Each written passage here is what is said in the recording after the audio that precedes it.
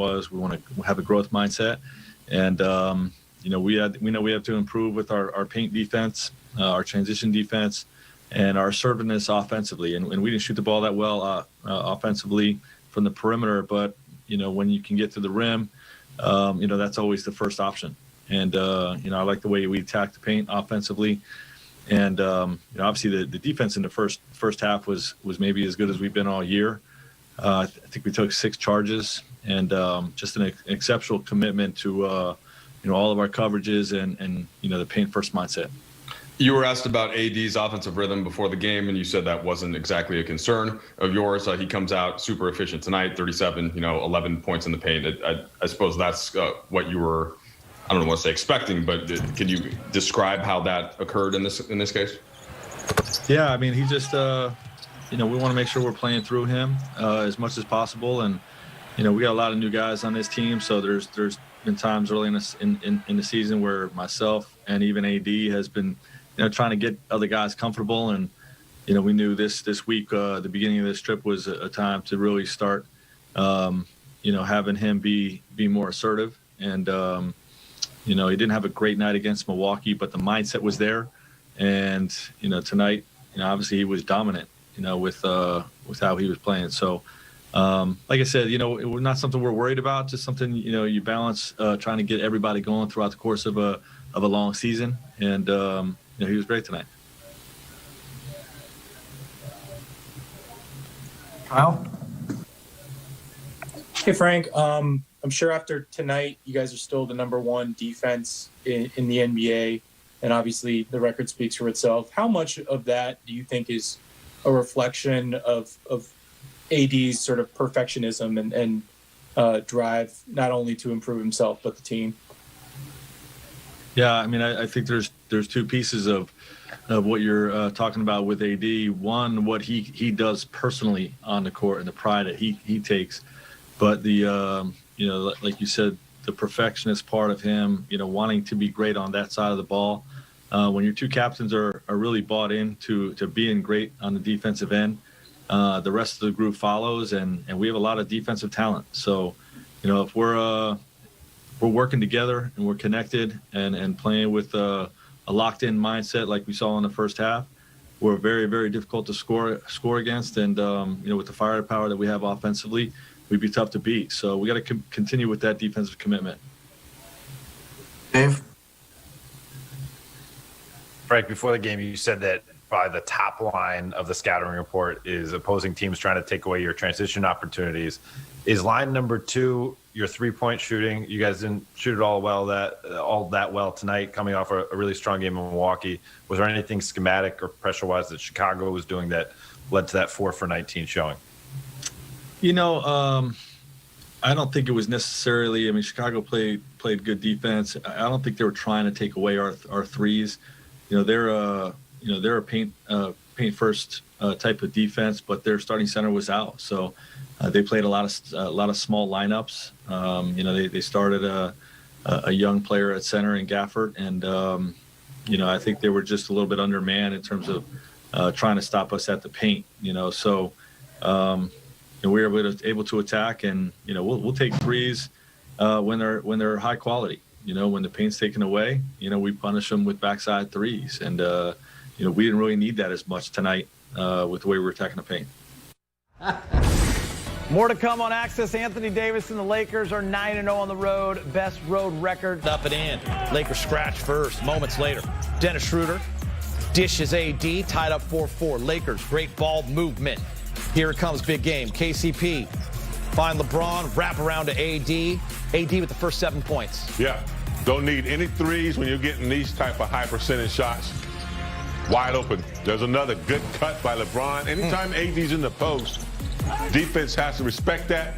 LeBron with the layup, and then we know they get this one at least 3 times a game, Dieter. Yeah, Rob, I'm not sure there's anyone better at this than LeBron James to AD. No, we really have to credit Dennis Schroeder for tipping to LeBron. And LeBron over the top pass to AD for the slam dunk. Quiet night for KCP, but the catch, the hoist, 20-6, Lakers in front. AD posting up. Now it's the fall away. Rattles at home, 15 points in the first quarter, THT getting some burn, the footwork, and one James. Glad he got in tonight in front of his hometown as well. Yeah, nice spin move. He was open right there, but surprised himself. Kept his pivot foot down for the reverse layup.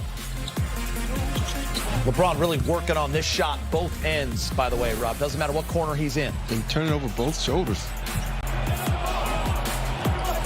So LeBron leading. You got THT trailing. A little shuffle pass. Look at the body control, Rob, and the finish. That's the thing with THT. At age 20, the man finishes with contact. Yeah, he finishes with contact right here. I thought he was getting ready to take off and try to dunk on him, but it was a vet move. He hung in there, got a little layup. Bam one. Caruso, the outlet to LeBron after the steal. He throws it down, James. 41-19 Meeching. Yeah, LeBron doing a good job of getting his hands in there, getting the deflection over to Caruso. Caruso returns the favor. Then downtown Caruso. I think Geeter, maybe the best three-point shooter in the league. I mean, percentage-wise in the league? KCP drives down the lane, finishes with the left. Schroeder to AD, casts off, hits it. Beat down classic coming, 27-point Laker lead. A rarity here, Rob. Let's look at it again because I'm still not sure it happened. I know, right here. Tried to cock it. Pass. Oh, he did. You're right, James. He tried that extra. He tried to cock it back, and it slipped out his hand. AD hoisting from three. Everyone loves to hoist in Chicago. 26 points for AD so far. Let's go to the third quarter. Marc Gasol to LeBron. 65-35 off a Kobe White miss. KCP the rebound. LeBron the finish with the left. Up 30.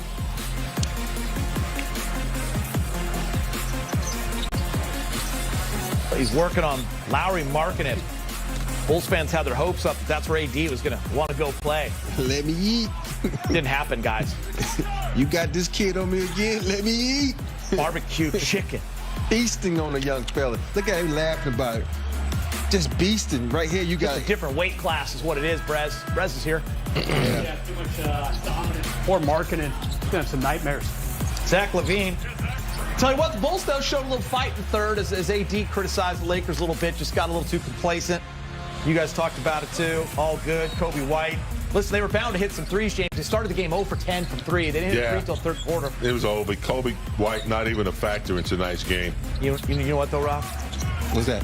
When you need a bucket, you go to AD, and then right after that, he misses. How about the hustle from Trez?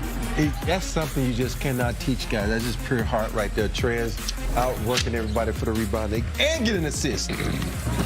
Fourth quarter, how about Kuz throwing the alley-oop to Harrell, and then James. You got Caruso screen, and now it's Trez's turn to throw one down. Great screen. Yeah, I just like the way they continue to play hard down the stretch. Montrez is going to be a threat. When they need a bucket, they can go to him. Everyone's scoring tonight. 101-90. Lakers had a 30-point lead. They did hold on to cover, if you care about that. Lakers go to 13-4. The Bulls to 7-9. AD a season high, 37 on 14 of 21. LeBron 17 and 11. Trez with 10. We bring in Brez. Hi, Mike. I want to talk about your gambling. Do you have the under and the Lakers in this one? Sitting in this chair, I'm not gambling. Just spread was 9.5. People asking me about it today. I appreciate the insight. I want to get your football picks for tomorrow before we leave tonight. I got to talk about the Laker defense. I mean, yet again, another strong effort for them. That first half, they gave up 33 points. That's the fewest they've allowed in a half in the first half in 5 years. They gave up about 25 to Phoenix 5 years ago. Incredible defense. You just showed Zach LaVine in the highlight. Remember, just 2 weeks ago, he hit the Lakers for 38 points. Tonight he shot 39%, 7 turnovers. He was frustrated from the start, really never got into his game. And as you kind of alluded to earlier, the Bulls could not hit threes. I mean, people talk about the Lakers hitting their threes this season. They have really good three-point defense, too. Not a real exciting stat, but the Lakers were 4th in three-point defense coming into the game. Bulls 0 for 13 from three-point range until finally getting one. Patrick Williams halfway through that third quarter. Great overall effort by the Laker D until, as you guys kind of mentioned, they got a little, kind of rested a little bit in that fourth quarter. Jump on it, James. Well, yeah, I mean, it's one thing when you have a good defensive player on you. You know, most offensive players like Zach LaVine, they can counter that and get score. But when you have a whole team of collective guys, you come off one pick, Caruso's there. You come off another pick, Schroeder's there. You come off another pick, Caruso's there. You go down the lane, they're taking charges. I didn't know that the Lakers lead the league in charges 22 this year. So, yeah, when you have a whole team defending you, they can shut you down. Kobe White the same way. And I think that's what the Lakers did. They created havoc defensively. You beat one guy, you got to beat 2 or 3 others. So I think when they're connected like that, they can take players out of the game. I just think, LaVine got frustrated. He couldn't get what he wanted.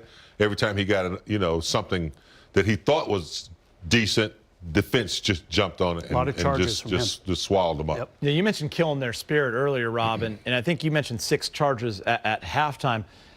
Teams